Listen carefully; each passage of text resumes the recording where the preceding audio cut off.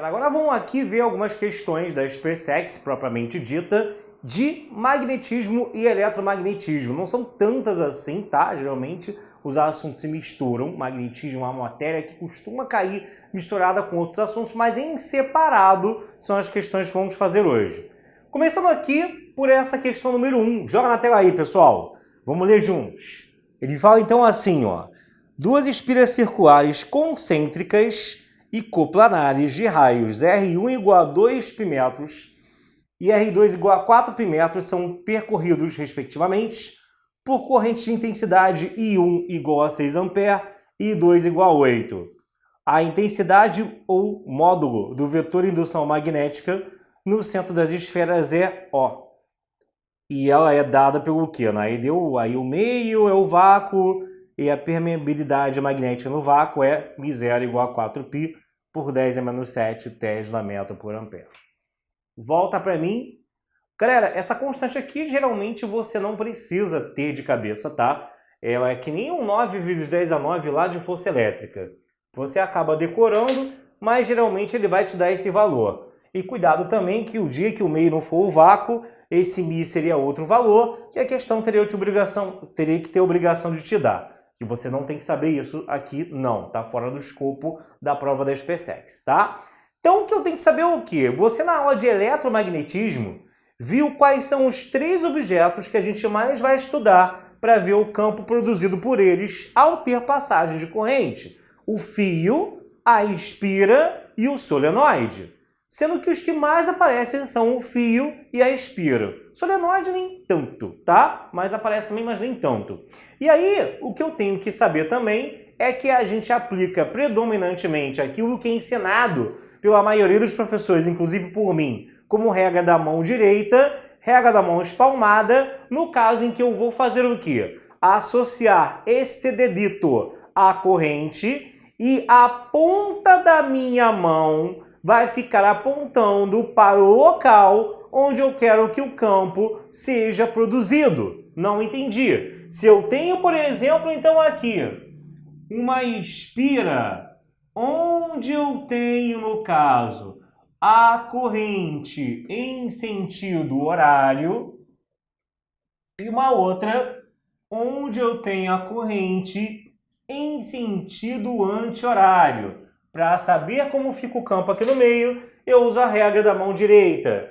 Esse dedo é corrente e a palma da minha mão aponta para o centro da espira. Como tapa que eu dou, ou como se quiser pensar diferente, como o vetor perpendicular à minha mão, ele vai estar saindo aqui do plano do quadro, você tem que o campo que eu tenho aqui, ó, ele vai ser um campo de saída. E campo vetor saindo, nessa parte de magnetismo, a gente aprendeu que é uma bolinha com pontinho no meio, um peitinho, tá? Já aqui nesse caso, não. Você tem que, aqui eu tenho a corrente em sentido horário, a palma da minha mão vai estar empurrando o quadro, o vetor está entrando no plano do quadro. Então você está enxergando a bundinha do vetor, que é aquela cruzinha que a gente representa desse jeito daqui, tá? Então, vamos lá. É isso que eu tenho que ver aqui. Em relação ao centro O, essa corrente que está aqui, ó, ela vai estar fazendo o quê? Ela vai estar em sentido horário.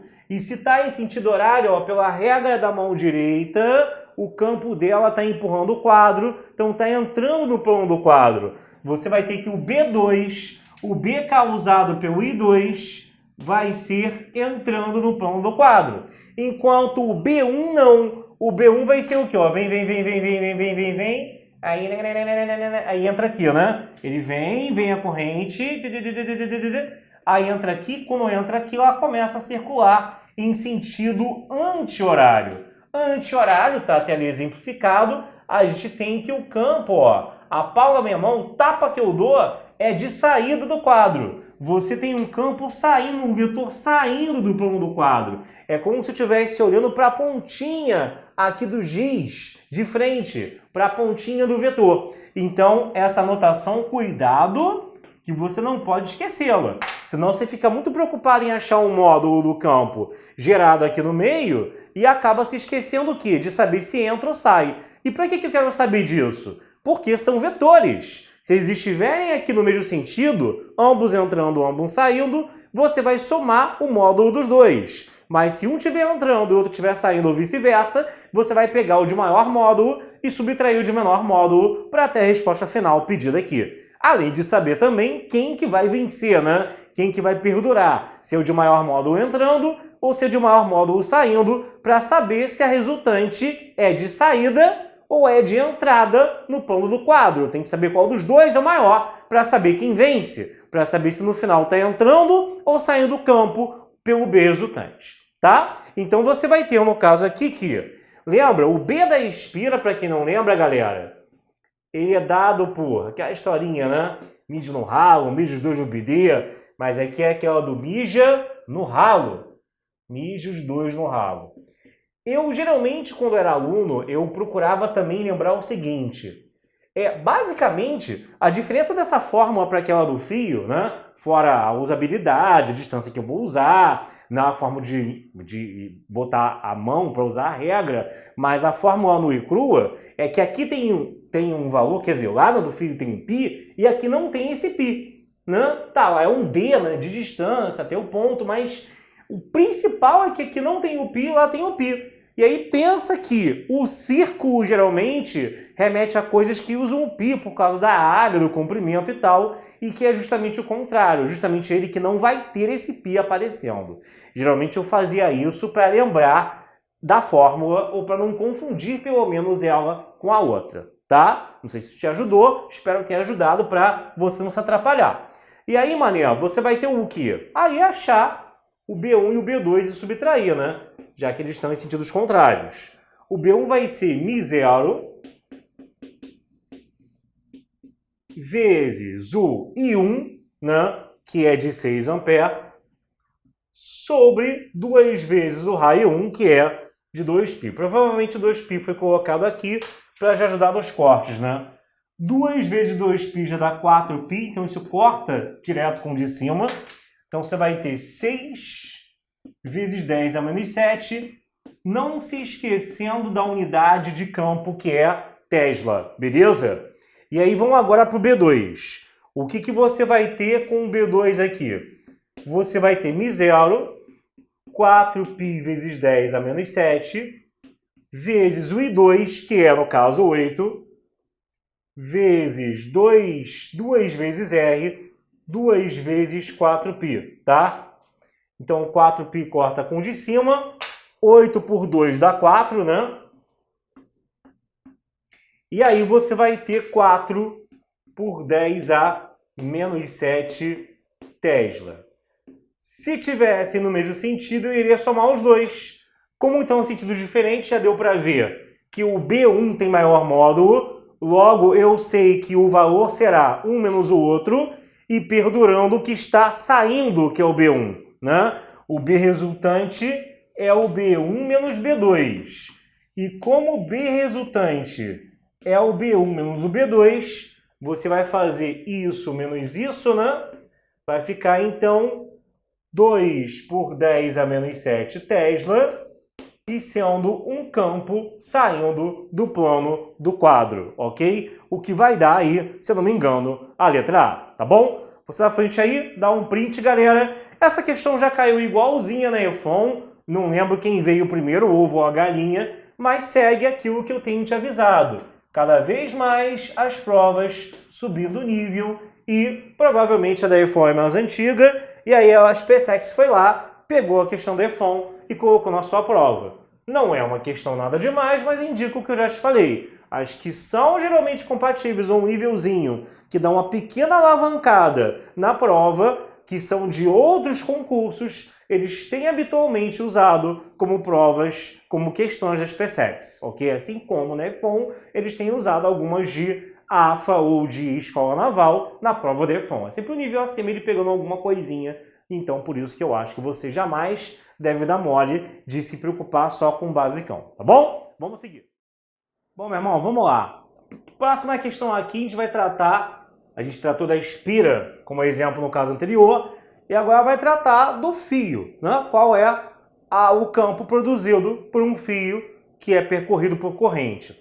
todos esses casos, lembrando que são casos de ímãs induzidos, né? São corpos que não se comportariam como ímãs caso a corrente não estivesse estabelecida neles. Cortei a corrente, o cara não tem mais atividade magnética nas proximidades dele. É bom lembrar disso. É diferente de um ímã natural, que ele já tem as propriedadezinhas já dele, que tem a ver até mesmo com a química, com a forma como os spins estão, os números de spin estão orientados lá na distribuição nos orbitais. Eu sei que SpaceX não vê isso tão bem aprofundado, mas tem a ver com os spins. Mas vamos lá, o ímã natural, então, devido a isso, tem atividade magnética sempre. E o ímã induzido, né, essa galera que a gente está vendo, o espira, o fio, o solenoide, depende da passagem da corrente para que eu tenha atividade magnética nas suas proximidades, tá bom?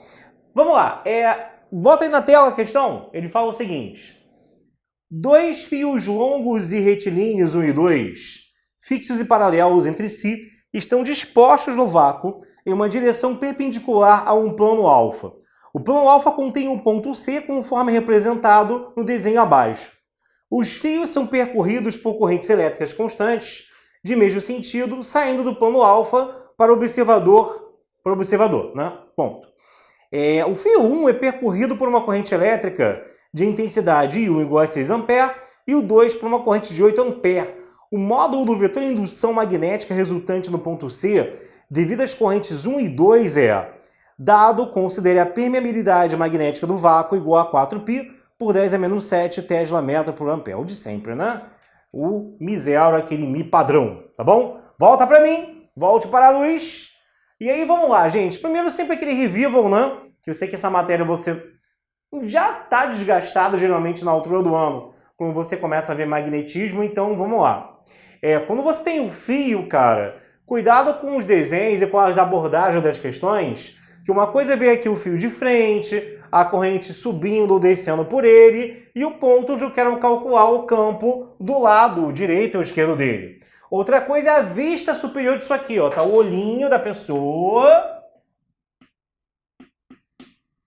E você tá olhando de cima, tá? Tchoim, e tá vendo a corrente, então, saindo, para quem vê de cima, e o ponto P, no caso, ali à direita, tá? Tô olhando assim, tá bom? E aí, o que vai acontecer? O jeito também de eu desenhar o campo que resultante ali do lado vai depender de para qual vista, né, eu estou, no caso, para qual representação eu estou olhando, obviamente. Isso influencia aqui, senão o cara faz tudo errado, tá? Porque o cara, às vezes, geralmente está acostumado a botar uma bolinha com cruzinho ou pontinho para o campo. Ele já vê isso aqui, ele fica já noiado, não sabendo o que fazer. Vambora, titio te ajuda. Então, ó, regra da mão direita, regra do tapa que você dá lá no crush, lá no desgraçado, tá? Então, isso aqui é a corrente, o ponto tá à minha direita, então, quando você for dar um tapa lá na invejosa, isso quer dizer que o tapa é entrando no plano do quadro. Você vai afundar a cara da desgraçada aqui no quadro. Vai, invejosa, morre, criatura, cobra miserável. Ou então, ó, você vai ter o quê? Dedinho essa corrente, tá aqui o ponto P, e aí, nesse caso, vendo de cima, eu enxergo que isso aqui é um vetor perpendicular para o plano do quadro. Que se olha de cima, eu vejo essa perpendicularidade, que aqui fica subentendida, mas não é extremamente visível. Não fica escancaradamente visível a você. Então, quando eu boto aqui, aí sim você vê que é um campo que é perpendicular à linha que liga o ponto P ao I. Beleza, gente? De boa. Vamos lá. Ok, visto isso, qual é o modo desse campo, né? Você tem que ter a distância entre o fio e o ponto. A gente considera que o fio é um fio fininho, tá? Que não é aquele fio que tem ali um raio considerável. Isso deixa para a faculdade ou deixa para a lei de Ampère em questões mais escrotas pro IN e pro ITA. No teu caso, é D do centro até o ponto, acabou. Sem ficar inventando coisa. E aí você vai ter o quê, ó? Vai ter Mi zero e sobre, no caso aqui, 2... Aí esse tem o π. 2πd. Foi essa discussão que eu falei. O que é a espira circular, que por ser um círculo remete a coisas com π, não tem o π, mas o do fio tem, tá? é a principal diferença visual entre as duas fórmulas. Aí acabou, né, irmão? Você vai ter o quê? Esse fio aqui, ó, esse fio que eu tô vendo de cima tem a corrente saindo. O meu dedinho aqui, a palma da minha mão lá no ponto O. Então, como é que vai ficar o campo aqui? Sendo empurrado para onde? Né? Sendo empurrado para cá, né? Ok? Cuidado com isso. Então, você vai ter um campo aqui, ó, um B1, perpendicular à linha que liga o ponto ao fio, que é aqui voltado aqui para a esquerda, subindo. No caso do fio 2, também está a corrente saindo, regra da mão direita, ligo a palma da minha mão até o ponto O, mas aí o campo vai estar assim, desse jeito aqui, ó. Tá aqui, então, o meu B2, tá?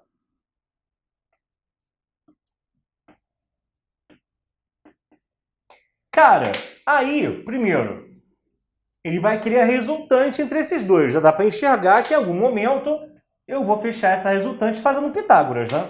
Por que vai ter um Pitágoras ali? Porque você vai ter, no caso aqui, ó, que você tem que fechar um triângulo, como todo vetor resultante em toda a prova de física. Se um ângulo entre os vetores for 90 graus, né? Claro. Que será o resultado, o módulo dele, o resultado de um Pitágoras entre as linhas amarelo e laranja, tá? E aí, qual é o módulo de cada amarelo e cada laranja? Vamos lá.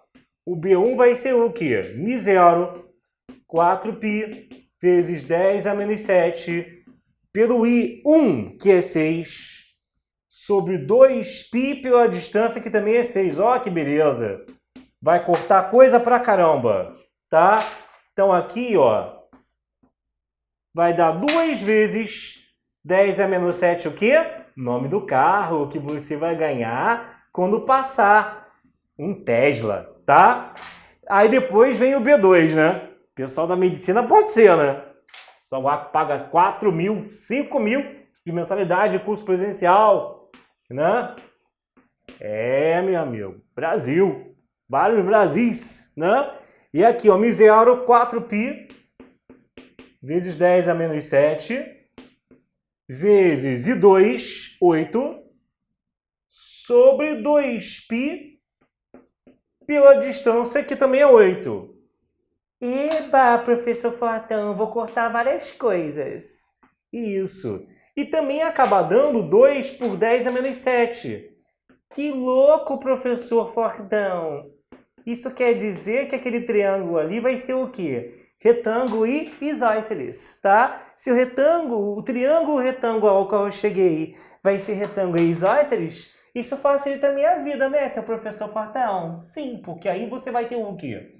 É como se eu tivesse, na verdade, né, um quadrado onde, na verdade, o B1 e o B2 sendo de mesma medida, o B resultante ao qual eu quero chegar é a diagonal dele. Ou seja, é o valor do lado vezes raiz de 2. Ah, eu não consigo enxergar essas coisas não. Então, meu querido, você pega e faz a conta da marra. BR ao quadrado é igual a B2 ao quadrado, mais B1 ao quadrado, e vai em frente, e que Deus lhe dê paciência para fazer conta, tá? Perdendo um tempo na hora da prova. Com isso, então, você vai ter, então, que, só para não apagar ali, o seu B resultante será de L raiz de 2, né? O L é um dos B's, os dois são iguais em módulo, né? B1 ou B2 raiz de 2 tanto faz. Como cada um deles deu 2 por 10 a menos 7, vai dar, então, 2 por 10 a menos 7 Tesla, que é o que a gente queria, tá? 2 raiz de 2 por 10 a menos 7 e seu carro já te esperando na garagem Tesla. Beleza? Olhando aí para as opções, se eu não me engano, isso aí vai ser a letra E. Tá legal, galera? Anota aí, vê se está tudo bem. Vê se com isso você agora consegue fazer a questão, você da frente, para você dar um print aí Tá bom?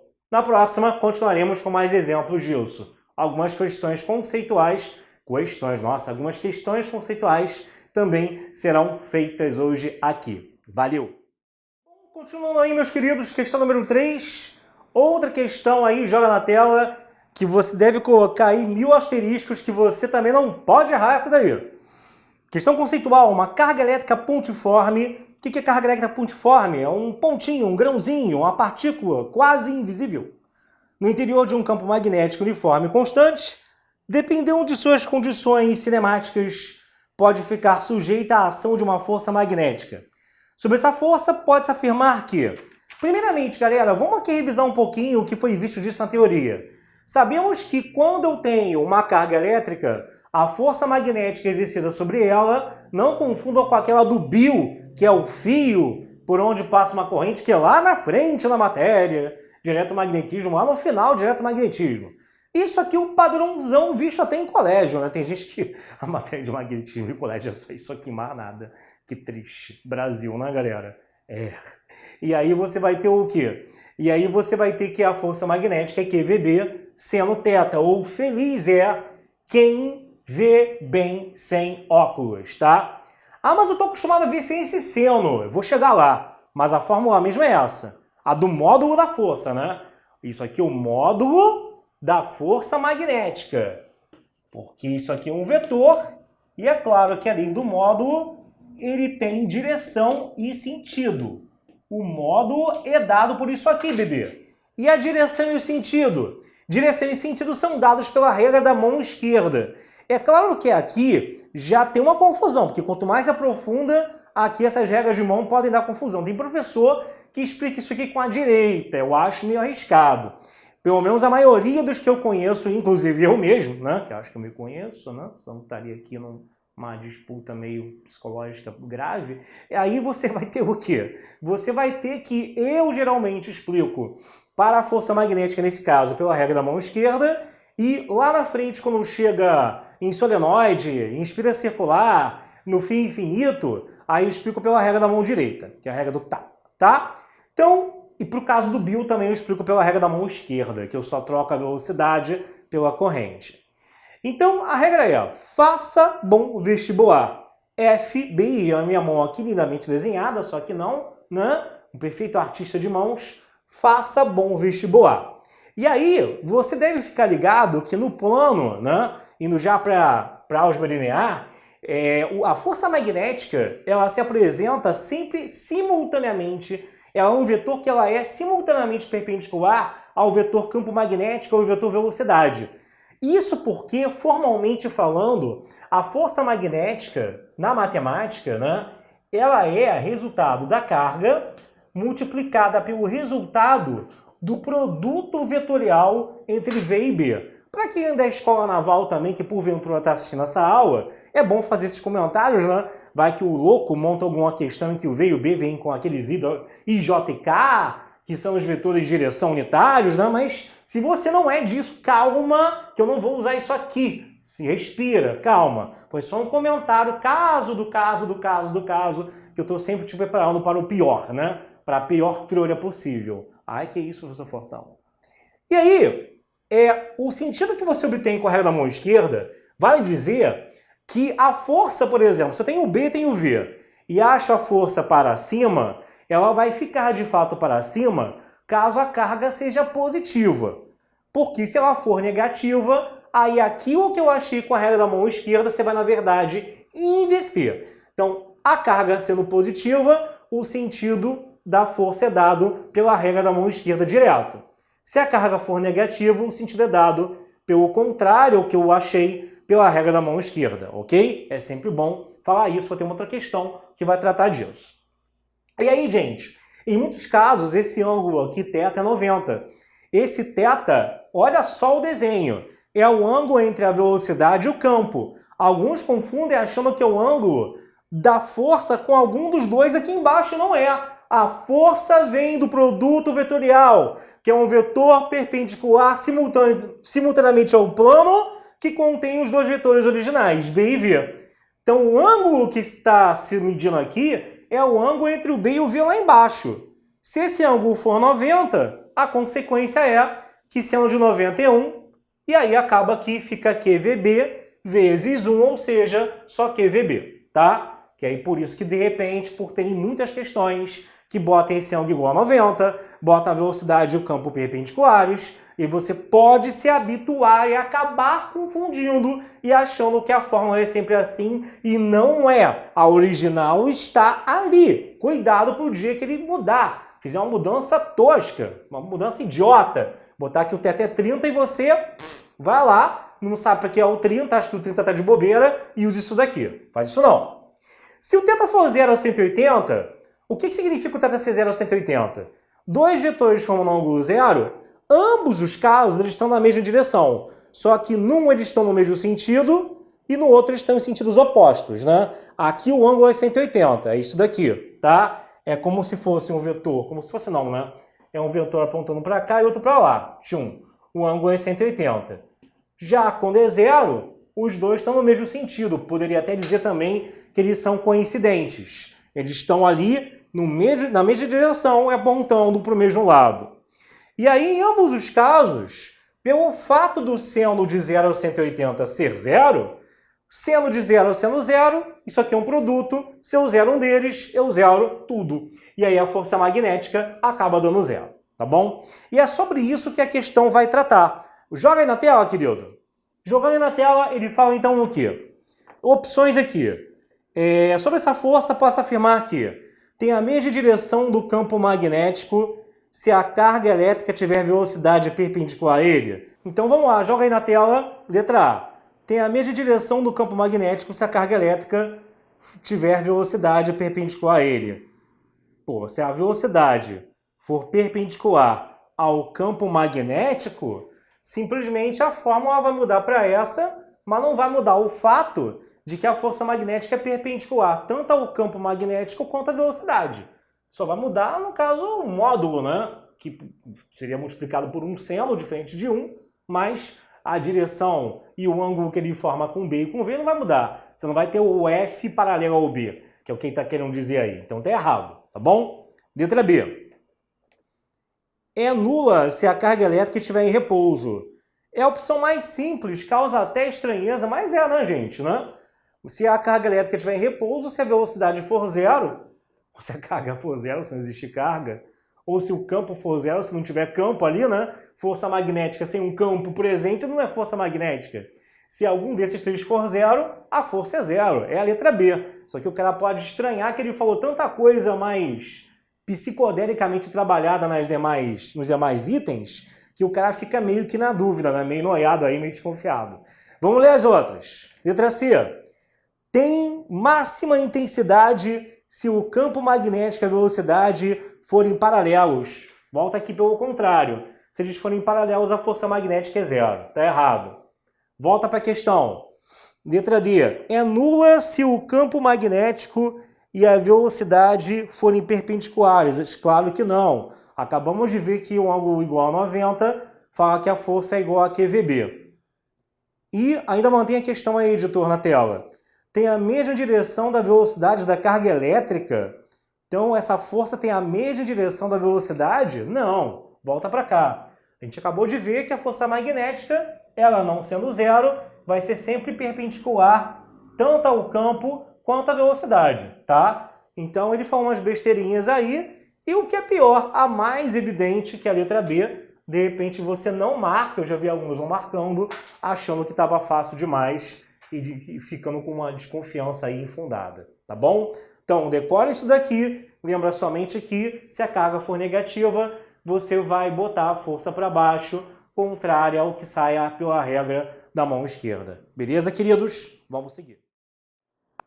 Vamos lá, pessoal. Próxima questão, bota na tela. Dois fios condutores retilíneos, agora sim, muito longos e paralelos entre si, são percorridos por correntes elétricas de intensidade distintas I1 e I2 de sentidos opostos. Uma espira circular condutora de raio R é colocada entre os dois fios e é percorrida por uma corrente I. A espira e os fios estão no mesmo plano. O centro da espira dista de 3R de cada fio, conforme desenho abaixo. Para que o vetor campo magnético resultante no centro da espira seja nulo, a intensidade da corrente elétrica I e seu sentido, tomando como referência o desenho, são respectivamente o quê? Então, olha só, gente, vamos lá.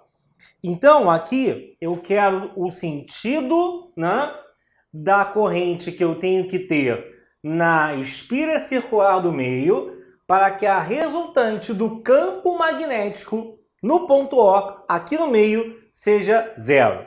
Vamos ver como é que estão esses campos por enquanto? Sem o próprio campo que a própria corrente da espira faz, eu, além disso, tenho os fios em paralelo à esquerda e direita influenciando aqui no meio.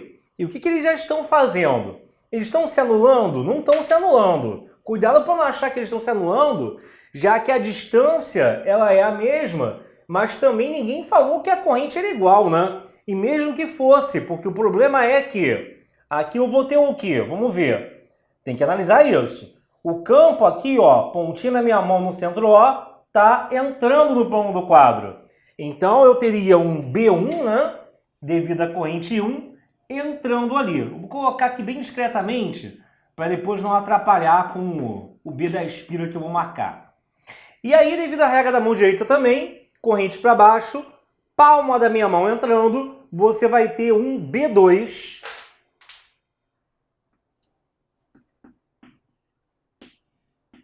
No caso aqui, entrando. Então, no caso, mesmo que as correntes fossem iguais, você não teria uma anulando a outra, porque ambos acabam entrando, estando no mesmo sentido em relação ao plano do quadro. Tá legal, galera? E aí, consequentemente, o campo da espira terá que ser de saída, já que os dois juntos são de entrada, para uma coisa anular a outra, né? O que sai anular os dois juntos que entram, a soma dos dois que entram. Vamos lá, galera. O que vai ser, então, aqui o B da espira, né? Vou botar de outra cor. O B da espira tem que ser de saída.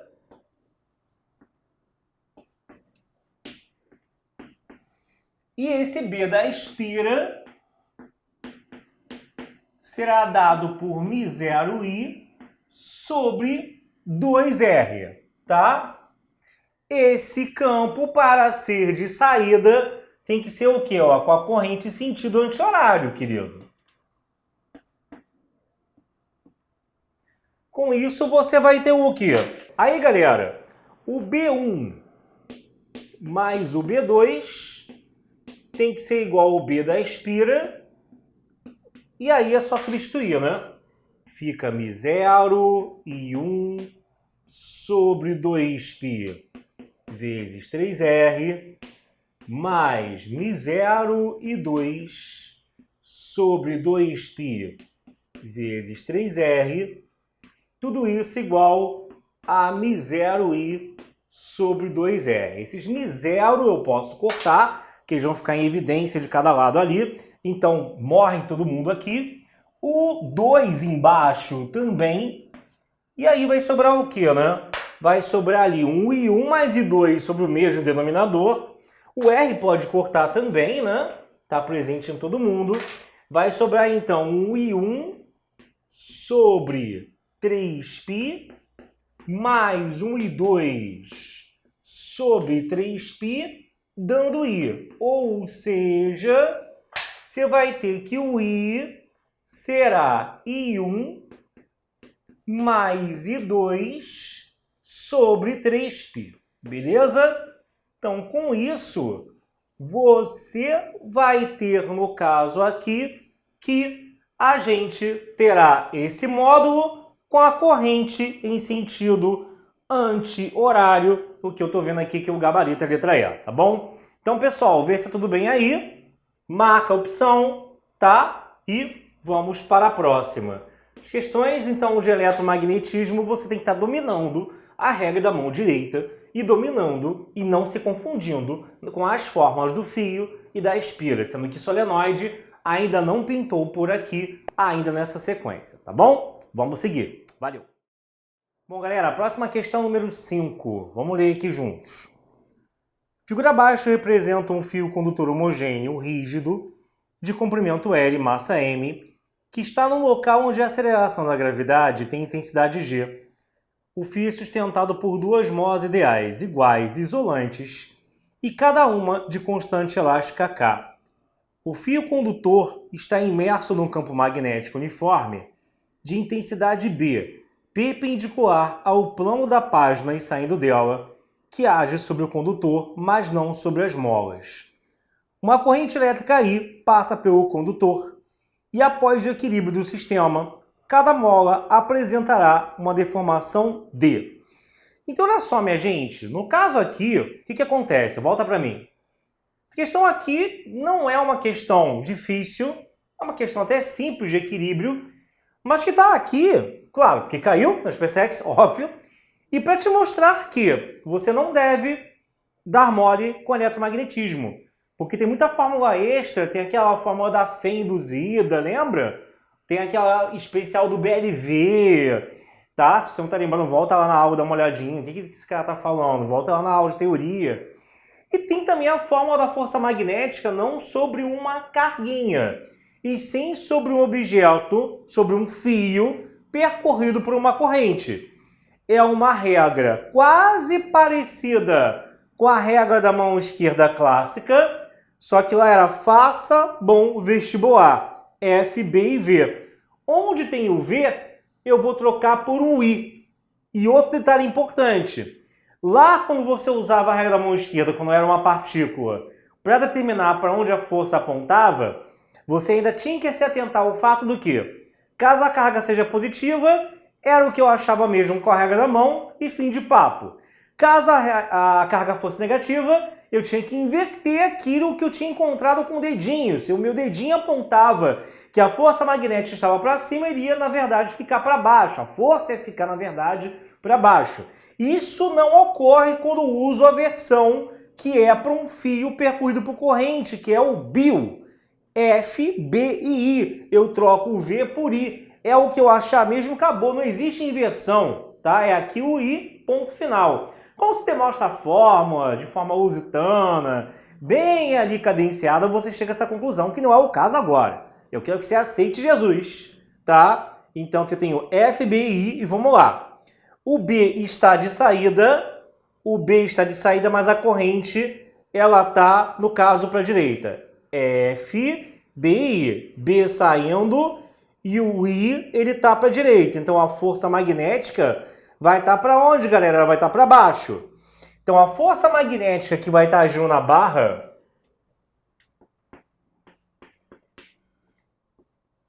ela está para baixo. E ainda tem o peso, né? Que vai estar lá no meio da barra. Estou marcando aqui as coisas meio mal e porcamente, só para ficar espaçado e você entender que eu tenho essas duas forças para baixo. É claro que é o peso, a fio sendo homogêneo, vai estar no meio do fio, e a força magnética é meio que mais no meiozinho, concentrada mesmo. Eu só afastei para você conseguir ler, para ficar legível, tá bom? Só para nenhum chato ficar, mas ele tá no meio, tá? Tem sempre um pela saco pronto para fazer afirmações e para tentar dar uma de Einstein, né? E aí para cima, ai, você é grosso, hein, seu cavalo? Aí você vai ter o quê? Aí para cima, você vai ter aqui, ó, a força elástica presente em cada mola, à esquerda e à direita, tá? Aí pronto, como ele fala que a estrutura tem que estar em equilíbrio, no equilíbrio, tudo que puxa para um lado tem que ser igual à soma de tudo que puxa para o outro, tá? Então, as duas fel para cima tem que, somadas, dar a força magnética mais o peso para baixo. Então, 2 vezes fel, força elástica, caso você não lembre, era Kx. Força magnética num fio percorrido por corrente era dada pela fórmula chamada de BIL, tá? Então, o BIL aqui, ó, você vai ter que fica, no caso aqui, ele quer saber o alongamento, né, de quanto que a mola se esticou. Aí é mole, gente, é só isolar o x, né?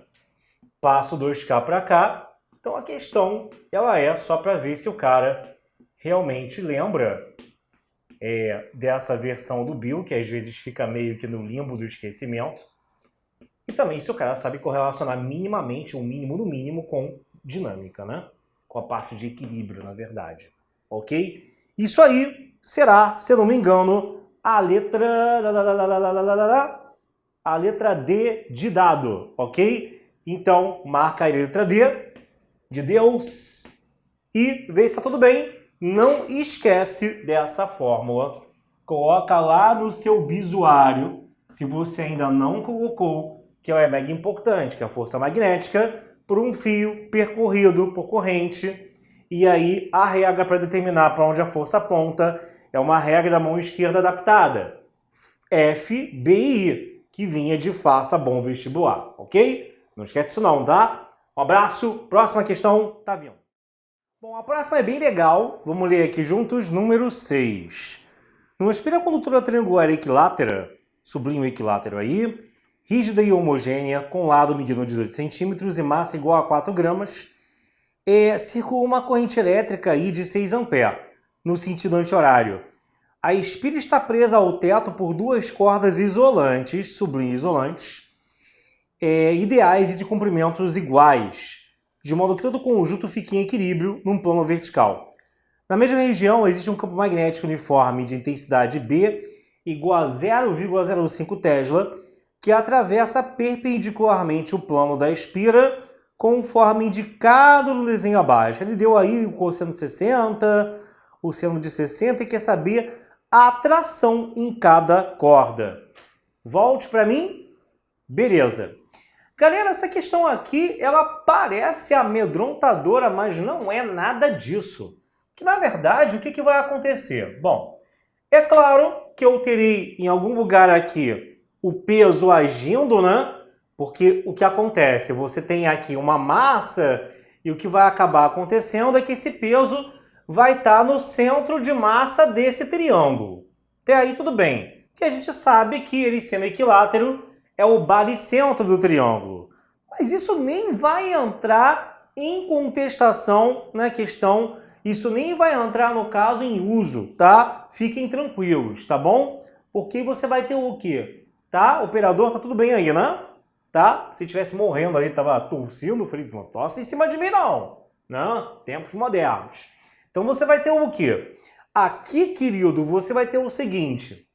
Triângulo equilátero, beleza. A minha principal preocupação é com o Bill, porque cada fio desses com essa corrente de 6 amperes circulando nesse circuito fechado, teria teoricamente um Bill, uma força magnética agindo sobre ele, né? Era o F igual a B e L. Não vou fazer essa conta agora, tem um motivo. Pela regra da mão esquerda, ó, se o campo é de entrada e a corrente está, por exemplo, aqui assim, nesse fio, a força magnética vai ser perpendicular ao fio, tá? Idem, no caso, aqui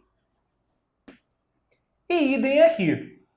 Só as três, como tem o mesmo módulo, gente, repara que essas forças, elas fecham um triângulo.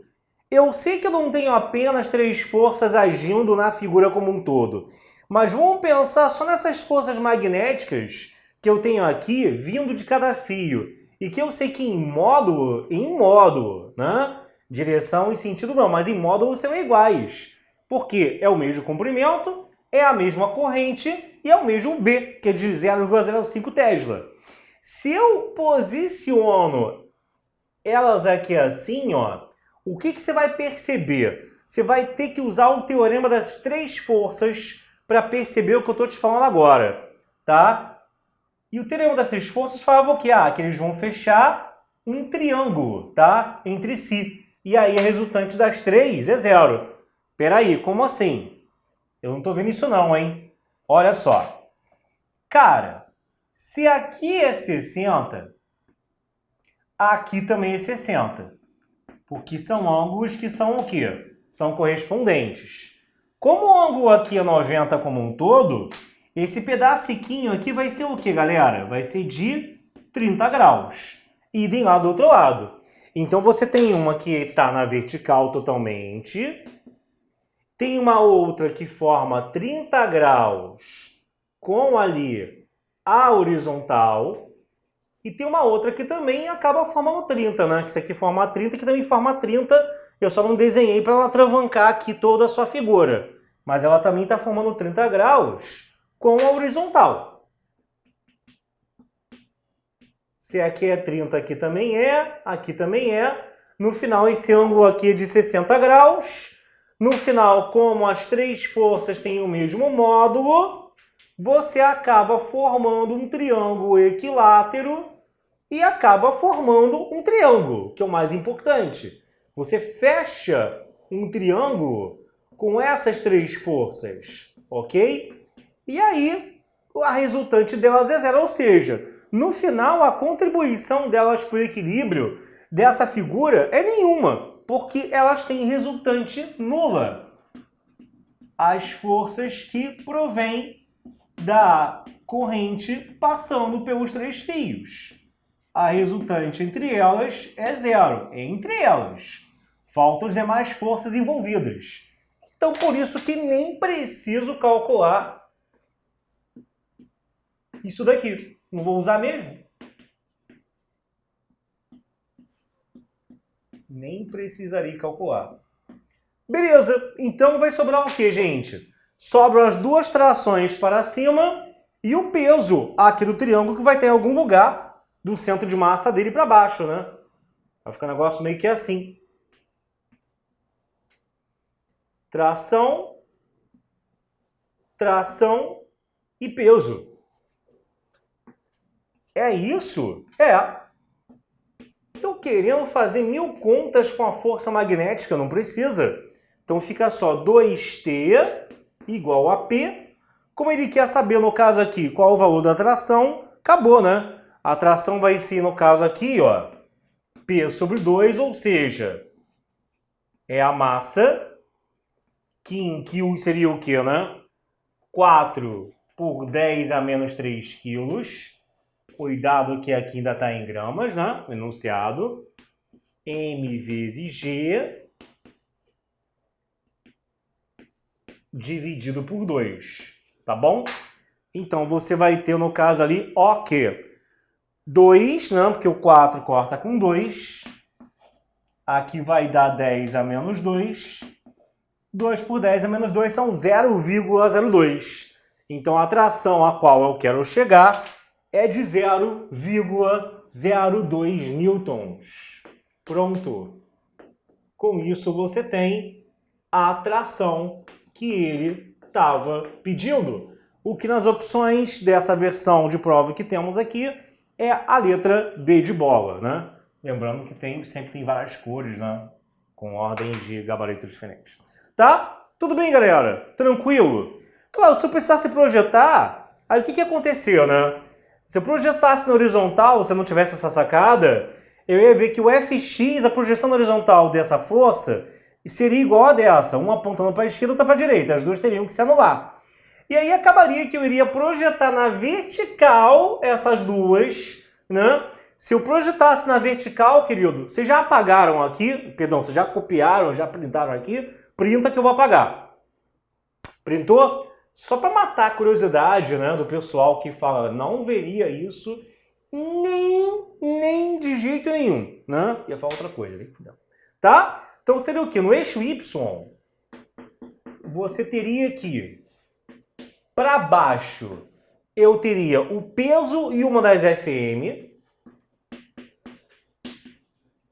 e para cima eu teria as duas trações, mais a componente vertical dessa força aqui. Como o ângulo que ela forma com o eixo X é 30 graus, ó, a componente vertical dela... porque a questão deu os dados dos 60 graus, né? Mas da tabela também, de 30, 45 e 60 é conhecido, mas também não tem problema. Se aqui embaixo é 30, lá em cima são 60 graus, né, galera? E aí você teria que o FMY, que é esse amarelinho aqui, teriam dois, um para cada lado, um para cada um desses, seria o FM. Você pode ver como um seno de 30 ou como um cosseno de 60, tá? Então ficaria P mais FM, daria 2T mais 2FM cosseno de 60. Vou botar 60 só que ele deu 60 no enunciado e ninguém reclamar.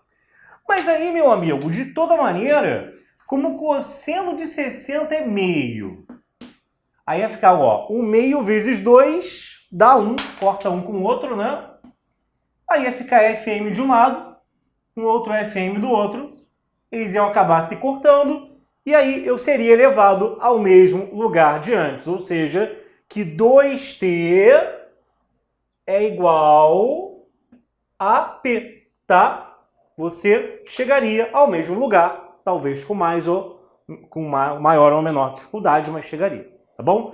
Essa é uma questão interessante, uma questão de nível maneiro, tá? Vê se tudo bem aí. Sabemos que física a gente tem que tomar cuidado baseado na prova que tem aumentado cada vez mais o nível em física. Então fica ligado aí, não perca uma questão que nem essa, que com certeza seria o diferencial. Valeu, abraço, até mais.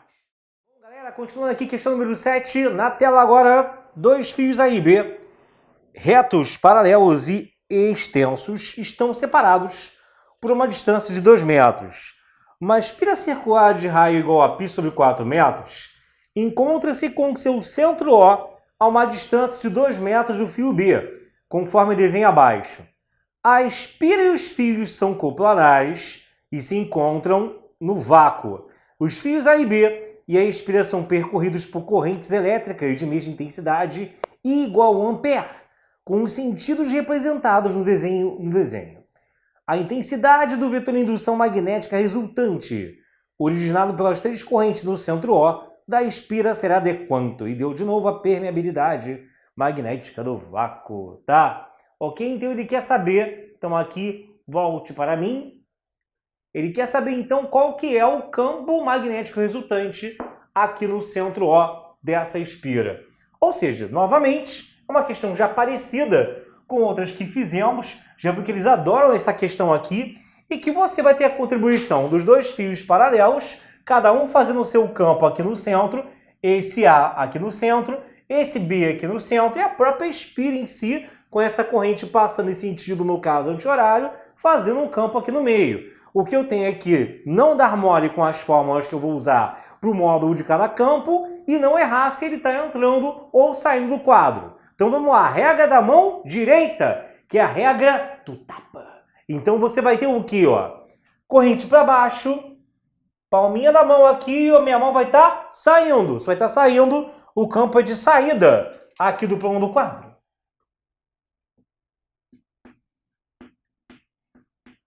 E depois, professor Fortão, depois você vai ter o seguinte, ó, aqui objeto 1, né? Objeto A, na verdade, né? Para o fio B, você vai ter o quê? Regra da mão direita, esse dedinho é a corrente, palma da mão, e o tapa no sentido de empurrar a mão para dentro do quadro. O campo estará entrando. Ai, faz de novo, você pareceu tão violento nessa representação, professor Cavalão.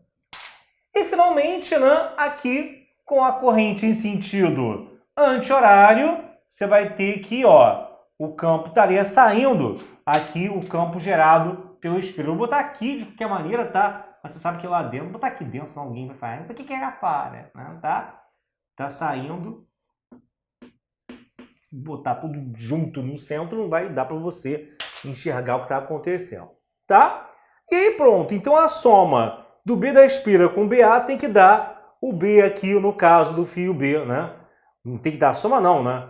Um mais o outro menos o fabricado pelo fio B vai dar o campo resultante, que ele não quer que seja zero, ele quer saber justamente o valor, né? Então, o B da espira mais o B aqui tirado pelo fio A menos o B gerado pelo fio B. Na verdade, assim, matematicamente escrevendo, o mais correto é colocar um módulozinho aqui, né, gente? Porque eu não sei se, na verdade, o maior é essa soma ou esse cara sozinho. Eu posso estar fazendo o menor menos o maior. Mas aí, no final, você conserta, né, querido? Tá? Então, vamos ver aqui. Qualquer coisa, você troca o sinal no final do que botar módulo, que vai confundir a cabeça de muita gente. Vai mais atrapalhar do que ajudar, tá? Então, vamos lá. Você vai ter aqui o seguinte. B da espira, μ0i sobre 2r. Sem o π. O μ0 é 4π por 10 a menos 7. A corrente I, no caso aqui, de 1 ampere. E o raio, ele vai ser no caso de... Ele era dado π sobre 4, né? Deu um branco aqui. 2 vezes π sobre 4. Então, você vai ter o quê? Ó? O π você corta, né? O 4 vai subir como 16 por 2 dá 8. Então, você vai ter 8 por 10 a menos 7 Tesla, tá bom? Beleza. Depois, vai ter o campo ali gerado pelo fio B. Isso vai dar, então, μ0i sobre 2π e a distância dele até o centro da espira, que é de 2 metros, né? O B é 2 e para o outro é 4 metros. Então, distância do fio B até o centro da espira é de 2 metros.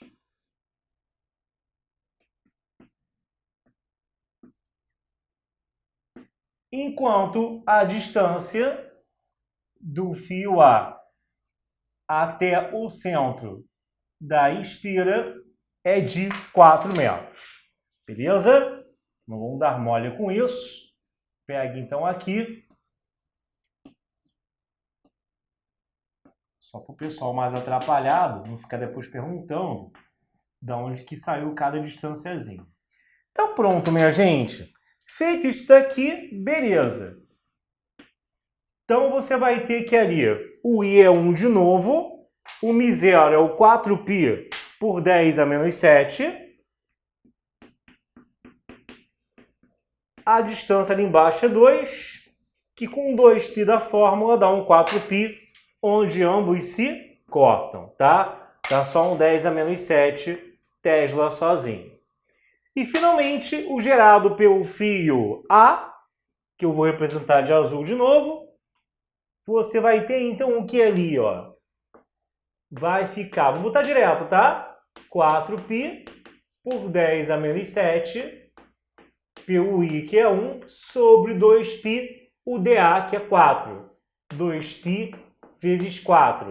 Bom, 4π com o de cima corta... Vai ficar 1 por 2, 0, 5 por 10 a menos 7 Teslas, ok? Bom, aí tranquilo, né, galera? Porque o que vai acabar acontecendo? Você vai ter, no caso ali, o seguinte, tá? O operador tá passando bem, hein? Vai morrer não. Você vai ter, no caso aqui, o seguinte. A gente tem que pegar e achar a resultante. A resultante... é o B da espira, que é 8, mais o BA, que é meio, menos o B laranja, que é 1. Então, você vai ter que, no final, ó, você está fazendo 8 por 10 a menos 7, com 1 por 10 a menos 7, né? Que é o 10 a menos 7 sozinho, menos meio com 10 a menos 7. Isso vai dar, então, meu querido, um total de 8 mais... Não, aqui que é meio, né? Tô ficando retardado. Tá? Pra você ver como você pode errar besteira na hora da prova. Tá? Então vai ficar 8,5 menos 1, 7,5. 7,5, se eu não me engano, isso é a letra, no caso aqui, a letra D da prova em que estamos. Tá? Então essa continha, o B resultante, será igual a 7,5, tá bom? Vou botar aqui mais organizado para você. E, inclusive, com isso, eu sei o que, né? Que preponderou realmente a soma do B da espira com BA. O B da espira e o BA são de saída. Então, caso tivesse sido perguntado, eu saberia que, além de dar 7,5, que o resultante está saindo do plano do quadro, tá? Que é uma pergunta também bem comum de ser feita na prova. Então, ele vai dar 7,5 em módulo e saindo do plano do quadro. Beleza, gente? Então, no final, você vai ter ali que o B resultante ele é de 7,5 por 10 a menos 7 Tesla, tá bom? O que vai dar, então, a letra D. Beleza? Que é o que ele estava pedindo pra gente, tá? Vê se tudo bem aí, você da frente mais uma vez. Vê se tá tudo tranquilo. Vê se tá tudo certo, tá? Mais uma vez eu digo, só prestar atenção na regra da mão, se o campo é de entrada, é de saída, e não errar a fórmula e não confundir a do φ com a da espira. Eu tô falando isso 1000 vezes hoje, vou falar a 1000ª. Valeu? Para ver se entra por osmose na tua cabeça, tá? Um abraço, gente. Bom, queridinhos, vamos seguir agora aqui para a questão de número 8. Para quem viu já o quadro da questão número 3, eu acho, você está notando ele parecido. Eu reaproveitei mesmo porque a discussão vai ser parecida com a da questão teórica 3 vista lá atrás. Joga aí na tela então a questão, gente. Ele fala então o seguinte, ó. Partículas com grande velocidade provenientes do espaço atingem todos os dias do nosso planeta e algumas delas interagem com o campo magnético terrestre. Considere que duas partículas A e B com cargas elétricas QA maior que zero e QB menor que zero, sublinha essa parte aí, que uma é positiva e outra é negativa, atingem a Terra no mesmo ponto com velocidades VA e VB perpendiculares ao vetor campo magnético local. Na situação exposta, podemos afirmar que... Bom, gente, o que aqui você tem que perceber é o seguinte, volta para mim. Ele vai dar uma enrolada, eu acho essa questão aqui muito questão no estilo Enem, tá? E é por isso que às vezes várias apostilas e cursos em provas militares colocam questões de Enem porque a gente detecta que tem uma ou outra questão que poderia cair também na prova de vocês. Começa daqui, que ele enrola, causa um nó, você de repente está lendo e não está entendendo o PN do que ele está dizendo e a questão é muito simples. O que você tem que entender aqui, o principal é que ele fala que uma carga é negativa e outra é positiva e tem a força magnética envolvida na história. E foi o que eu falei. Se a carga for maior que zero, o sentido da força magnética vai sair o quê? Diretamente pela regra da mão... Opa, tentou um áudio Parkinson aqui para fazer. Da regra da mão esquerda. E se o Q for menor que zero, vai ficar ao contrário do que eu achei pela regra da mão esquerda. É isso. Então, como é positiva e outra carga negativa, essas forças magnéticas terão sentidos contrários. Isso volta para a tela aí, e isso está descrito na letra B. A força magnética sobre A terá sentido contrário à força magnética sobre B. É isso, tá bom? Volta. Todo o resto é enrolação, tá? Mas o problema é que o cara vê uma questão dessas, ele pensa, meu Deus, o que é isso? Que questão é essa? Eu não estou entendendo nada, mas... ele quis realmente aí te derrubar, tá? Então, às vezes, uma questão como essa pode derrubar mais as pessoas do que uma questão de conta, tá bom? Então, vamos partir agora para a última. Valeu! Bom, galera, para fechar aqui, vamos para a questão número 9. O número 9 vai tratar de algo clássico do magnetismo, né? Que é a fórmula da Raimundo e do período. Não lembra disso, vai lembrar agora. Joga na tela aí, gente.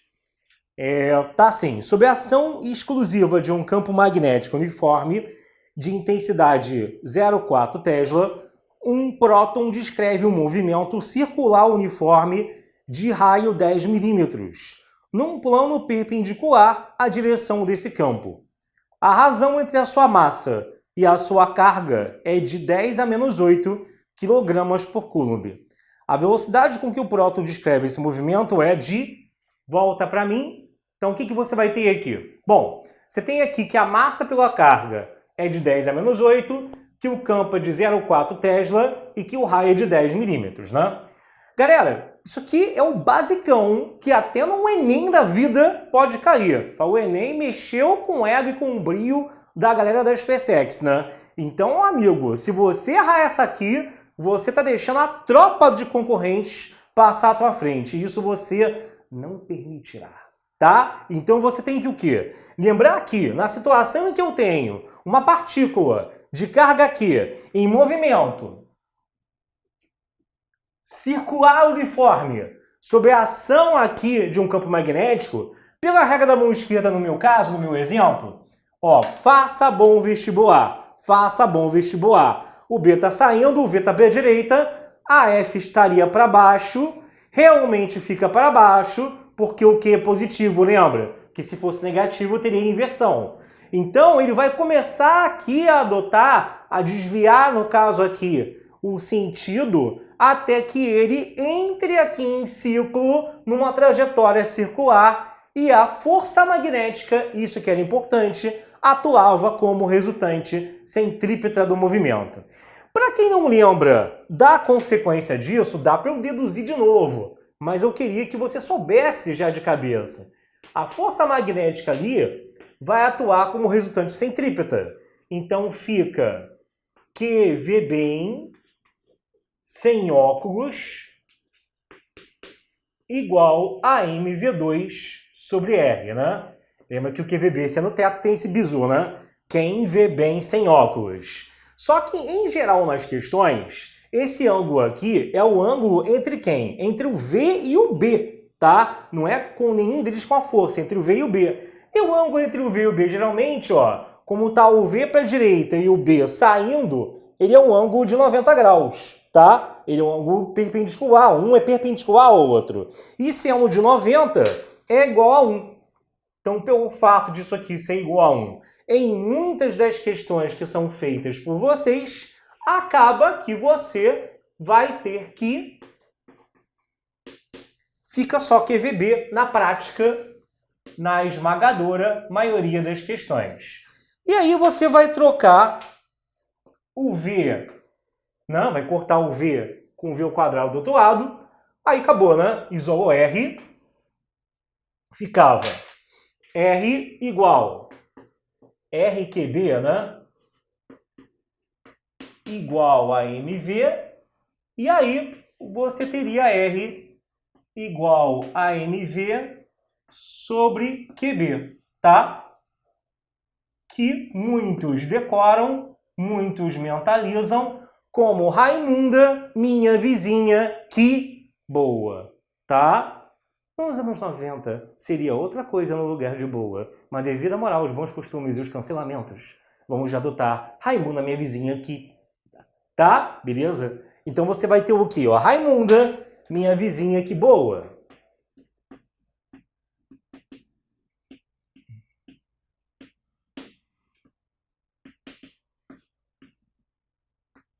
E tem também uma consequência disso, uma outra consequência, que é bom aproveitar o gancho para comentar, né? Então aqui é R, aqui é M, aqui é V, aqui é Q e aqui é B, tá? Que é o do período. O período é o tempo que, quando você está em algo repetitivo, que aqui o repetitivo leva para se concluir. No caso aqui é o tempo para dar uma volta completa na circunferência, que é representado pela letra, ai tesão, que é 2πm sobre QB. Já demonstramos isso anteriormente, dessa vez eu deixo para você, né? Volta lá na aula e olha, nossa, preguiçoso. E aí você pode decorar isso aqui de duas formas. Você estava lá no restaurante, abriu lá a tampinha, e aí veio o quê? O que é isso? Só isso? Aquele restaurante granfino, sabe? Que tu paga uma conta enorme, quando abre, pô, vem comida pra caramba, e só vem uma paradinha pequenininha. E você grita, garçom, tem 2 pimentas no meu quibe. Tem 2 pimentas no meu quibe. Ou então, para você que é indecente, indecoroso, contra a moral, os bons costumes e a família tijucana, porque eu sou do Rio, né? Você pode falar também, opa, tem 2 peitinhos moles que balançam, tá? Então você, que é o taradão, aí que está em celibato, está em isolamento estudando em casa, de repente a segunda frase pode ter melhor efeito. Então você vai ter o quê, ó? Tem 2... Bom, eu vou escrever da pimenta, que eu não quero que você printe isso aqui e espalhe a outra por aí, tá? Tem 2 pimentas no meu quibe, tá? É melhor. Então aqui, ó, tem 2 pimentas no meu quibe. T igual a 2πm sobre QB, tá? E aí você lembra dessas 2 expressões aqui. Beleza, gente? E aí a questão é bem simples. Ele, no caso aqui, voltando, ó, olhando, ele quer saber justamente a velocidade com que o próton descreve o movimento, tá? E se você olhar aqui, você tem praticamente tudo. Porque se eu usar a fórmula da Raimunda, o que vai acontecer? Agora já com os dados da questão. Fica R igual a mv sobre QB. O R ele é de 10 milímetros, ou seja, 10 por 10 a menos 3. O m sobre Q, tudo junto, é 10 a menos 8. A velocidade é o que eu não tenho e o B ele é de 0,4. Então você vai ter o que aqui, ó? 10 com 10 a menos 3 dá 10 a menos 2.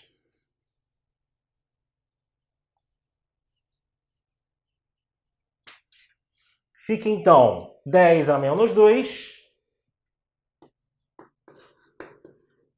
igual a 10 a menos 8 vezes V sobre 0,4. Aí acabou, né? Ó, se eu pego aqui e jogo 0,4 para o outro lado, aí já vai multiplicando. Então fica 0,4 vezes 10 a menos 2 igual a 10 a menos 8 vezes V. Se eu jogar o 10 a menos 8 para cá, ele vem dividindo. Fica 0,4 por 10 a menos 2 sobre 10 a menos 8. Divisão de potência de mesma base, repete a base e subtrai os expoentes, né? Menos 2 mais 8 vai dar 6. Então você vai ter 0,4 vezes 10 elevado a 6. E aí pode pegar um desses 10 aqui e juntar com 0,4, o que vai dar 4, sobrando 10 a 5. Então você vai ter que a velocidade, ela é 4 por 10 elevado a 5 metros por segundo, tá? Então, com isso, você vai ter que isso dará, nessa prova que estamos aqui, a letra A de Outback. Tá bom? Beleza, gente? Sei que Outback não é com A, não.